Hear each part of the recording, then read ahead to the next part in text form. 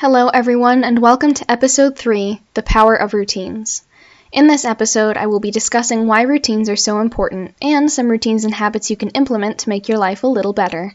Maybe think of this as a crossover episode between The Power of and Level Up My Life, and if you haven't checked out Level Up My Life, I would highly recommend it. Now, let's discuss the power of routines. A routine is any set of actions performed repeatedly and regularly that provide structure to your life. For example, you can have a morning routine in which you wash your face, get dressed, eat breakfast, and then head to your home office for a work-from-home day. As another example, you can have a skincare routine in which you wash your face and then apply various skincare items in a specific order. Both these routines can be considered part of your status quo, quote-unquote, some of the things that you regularly do, possibly automatically and without conscious thought about them. As simple and maybe unimportant as these groups of actions seem, they provide structure to your life and help keep you on track. Think about the last time you were going through a rough patch in your life. Perhaps you're still there right now. That's okay, and you will get through it. Did some of your routines go out the window? Did you find yourself bed-rotting and lacking the motivation to do anything? When we struggle, our routines are usually one of the first things to go. But when we pick ourselves back up, what do we usually do? We make a new routine. Humans are creatures of habit, and although novelty is important, having a foundation to always return to is crucial. So, what kind of routines should we have in place? Personally, I think we need a minimum of 3 routines. A morning routine, a work/school routine, depending on what you're up to, and a night routine. The morning routine is important for getting you ready for your day and preparing you for success. The work/school routine is important for productivity. The night routine is important for unwinding from the day and preparing for a good night's sleep, which will, in turn, prepare us for a successful day tomorrow. Now, routines will vary from person to person, but I thought I'd share what I believe constitutes an ideal set of routines. The ideal morning routine. I believe that an ideal morning routine should include movement, mindfulness, sunlight, and at least one special thing you do for yourself to make your day a little bit better. Movement is important because it gets your blood flowing first thing in the morning, so you're less likely to feel tired and want to get back into bed. The movement doesn't have to be some insane workout, but if that's what you're into, then good for you. I personally prefer some gentle stretching and movement to wake me up, usually yoga, and I save my workouts for the afternoons. Mindfulness is also important for a good morning routine because being mindful and paying attention to how you're feeling can inform how you prepare for the rest of your day. For example, if you're feeling wide awake and fantastic, you can probably skip the caffeine and you can realistically expect your day to be productive and positive. If you wake up feeling low energy and not mentally great, then you may need a little caffeine as a pick-me-up.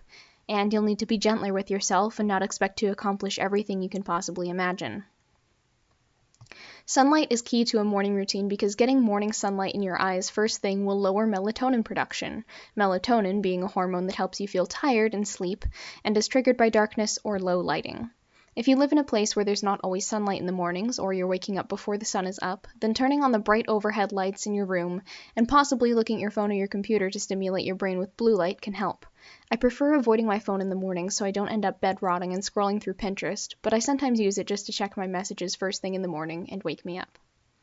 Finally, doing at least one special thing for yourself in the morning is just a good way to start your day. You're setting the precedent that you're going to be kind to yourself that day and treat yourself well. And for those of us who sometimes struggle with being kind and gentle with ourselves, this is a great reminder to take care of yourself that day. For me, this special thing could be putting a little effort into my makeup or outfit, or making a special tea at breakfast that I usually save for special occasions. Sometimes it's the little things that make the biggest difference.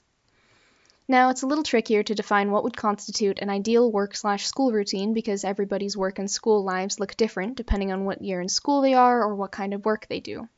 However, some essentials for school include staying hydrated, taking brain breaks when you can, and keeping yourself well fed. When and how you implement these things will have to be up to you because only you know how your brain and body work best and when you have the time to implement these things in your day.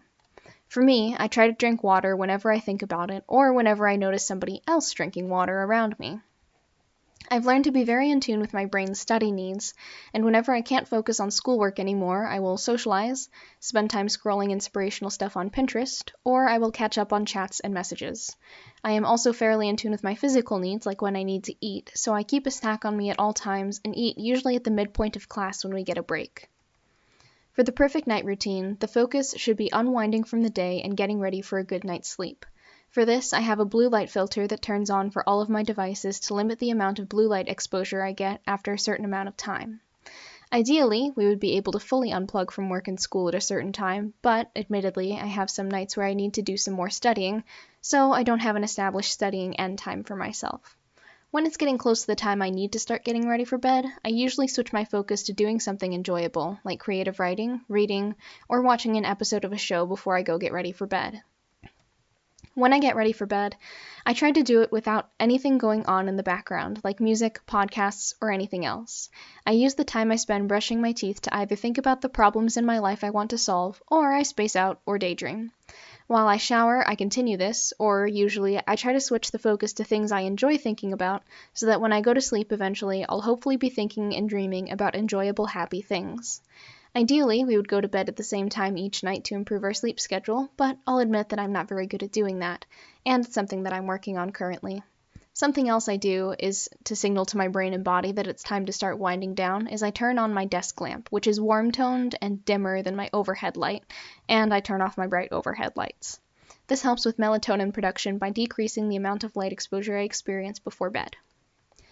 Thank you so much for joining me on episode 3 of the Power of series. I hope you enjoyed it and maybe learned something from it as well.